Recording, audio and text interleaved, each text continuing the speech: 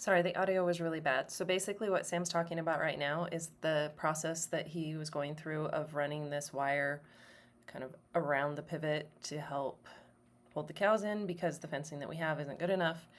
And so this is what he's using that you'll see later. But right now, he's describing how he's holding the wire while he runs it around the perimeter with the side by side. And the redneck thing here, the stinger on the side by side. Just put a big hole through it. Looks like that's trying to fall off. It's just kind of pivoting on the bolt there. Might not work. See if I can kind of sort of film while I pull forward and see if we make a mess. And go backward.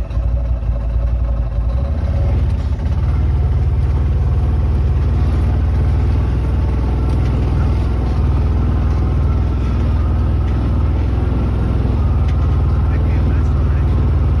It stopped working, but at the moment it's working.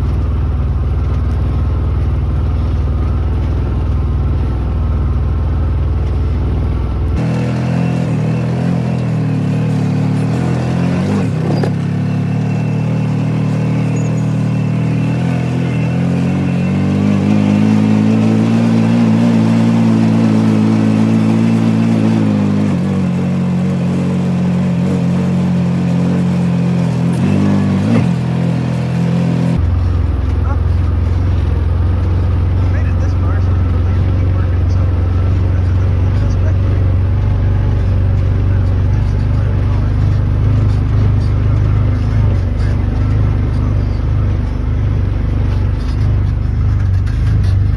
we'll keep going this way and hope we don't make a mess. Sorry, we really need to work on our audio setup, and I will try to get that done. But when you're just filming on the fly with your phone, you don't realize how much the background noise is. So I didn't realize Sam had strung all of this. I thought he did it all by himself by hand, so it's kind of cool to see that he used this. And it's also cool how far he got, how fast. That part is surviving. Come from a corner way down there that you can't see along the front there and this side of the herd food barn. And right there is the center of the pivot, and then back down the other side where we started. So half mile of line. We're getting closer to him. And we've got a long ways to go still. We're gonna go around that T-post that's up there and down to that little scrubby bush there. So we'll be close, but I have a feeling I'll probably need another roll, which is just fine. But yeah, we might have this side all buttoned up here real quick. Be able to turn the cows out here, and hopefully they won't be pushing on the fence very much.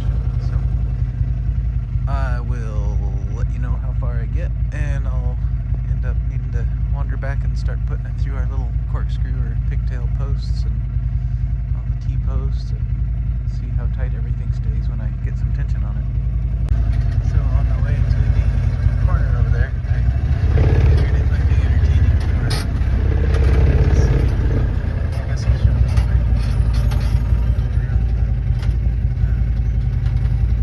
tree line there, and kind of tell where previous folks have tried to fill in and level this off, and then it caves off pretty bad on the other side of that, which was good. But the bummer is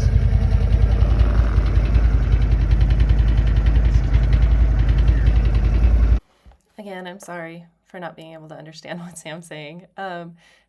What he's showing here is just how steep this side of the field is and how they tried to kind of level it as best they could before they built the fence, but then it drops off and it's pretty steep.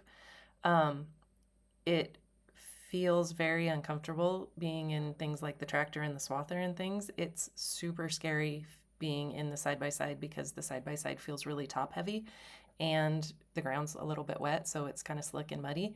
And he was worried if he was going to slide down the hill or in a direction that he didn't want to go. But fortunately, everything seemed to hold. And he's driving through this little thicket of trees to get the rope where it needs to go. So, good thing he's brave, because I couldn't do this.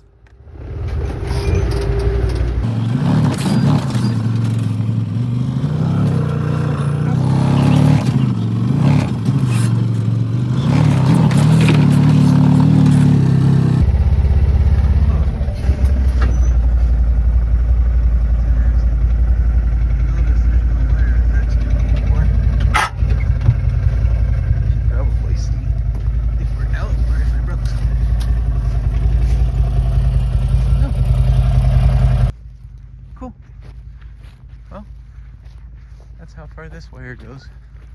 Now we know. So get another spool and go to the corner, and then we can stretch it. But I will wander back through here and on my way back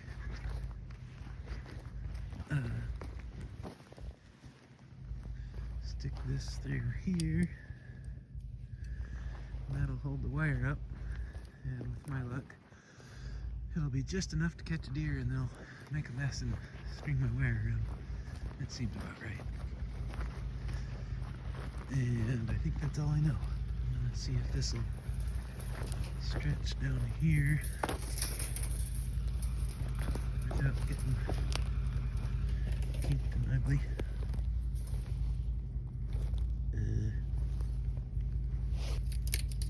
Twist.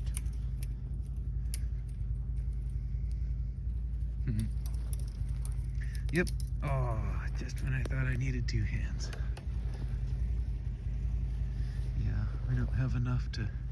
Boy, poly wire on those does just fine, but this will be interesting if this is... That pigtail post is awfully loosey-goosey. I'm a bit shy of getting to there, but... Anywho, we'll see. That'll suck if that doesn't hold it up. Not sure if Brandy has filmed yet or showed the neighbors, they call her Therapy Cow, back up to get a picture of her. She will walk across the field to get petted and attention. It's kind of funny. She likes petted everywhere, but seems to be kind of like the dogs. Likes her neck petted. She'll stick her head up. I guess not today. Maybe while she's chewing isn't the best. And then, oh, there's 70. That was the cow that had the calf. That was her first calf and was still drinking off her. That's what caused the whole hubbub with our new little calf needing to get mom and new little calf away from 70 because 70 was draining her, so she had no milk for the little calf. The super red tags are Brandy and Eyes. Looks like there's another one on the other side. What else? Oh, I was looking for, oh, there's Green Tag. So she's way over there. She came up to me just like Therapy Cow one night when I was out here petting Therapy Cow. Oh, and she's funny. If other cows come up while you're petting her, she tries to butt them off to get them away from you. Won't let anybody else get attention. I thought it was cool to have that they had a cow that you could just pet until we were trying to move her in the corral, and she comes up to you like this and has no interest in moving at all. You can shove on her and whatever you want, and she just stands there, thinks you're playing her, loving her, something. Ah, I'm sure Brandy's shown Rosie the red cow with the red tag. That's gonna be the hopefully future milker. Yeah, I think that's the only entertaining things out here. Way over there that you can't quite see. Maybe I can zoom. Are, I think, the twins. They tend to hang out. I don't know if that's Mom over there, but on this green tag that, for whatever reason, doesn't want petted today, but did at one time. Anywho, that's all. I better get back to work. Hard part's gonna be getting through the next electric fence with no doubt an entourage of cows, but I couldn't get through this one because the night that we were wiring it, I didn't want to mess with anything fancy and try to put a ground rod over there in addition to the post. So, well, it has a disconnect. My charger's hooked on it, so can't really disconnect it. Little baby checking out the side by side.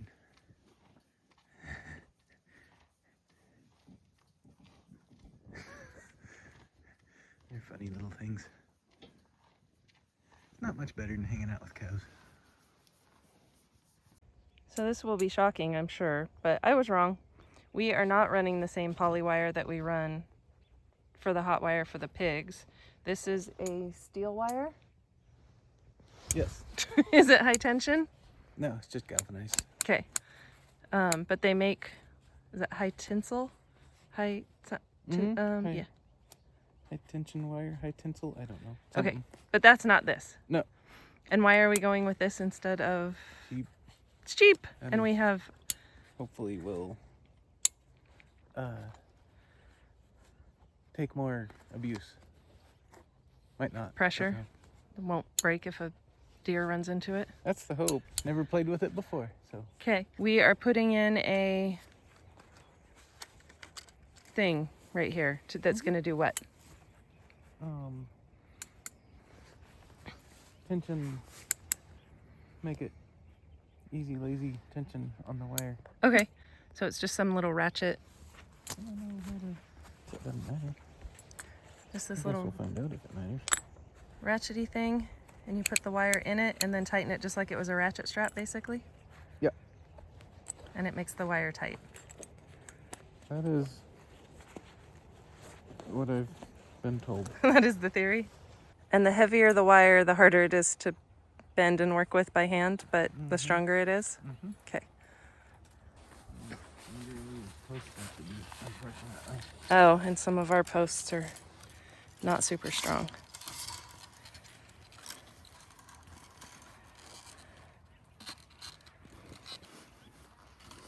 Okay. Okay. We gotta go put a lead in and stuff up there. Okay, so Sam was super busy yesterday. I don't know if you can see it, but this wire that we're standing by he's made it all the way to the corner down there. So that's pretty cool. And I guess we're putting in a gate of some kind. So I will show you that as it happens. Stay tuned. So we have to put in a T-post to make the fence, and it hit a rock or something and it just won't go in any farther, but it's not strong enough to leave where it's at, so we got to pull it. But while he went to get the tractor, I got that one pounded in. T-posts are not the most fun thing to put in the ground, but I don't know, I'm learning. Boop, and just like that, it's out of the ground. So this is the spring gate, and it's just like the world's biggest slinky, and it just stretches from one post to the other. And then when we need to get the four-wheeler or a tractor or, I don't know, the Tahoe or something through it, we just open it up and drive through, and then the fence still stays hot. And then this little yellow thing that you're putting on this side does what? Insulates the wire so it doesn't ground out. Cool. Okay. So we'll just keep stringing fence and things, and if anything exciting happens, I'll tell you all about it. So stay tuned.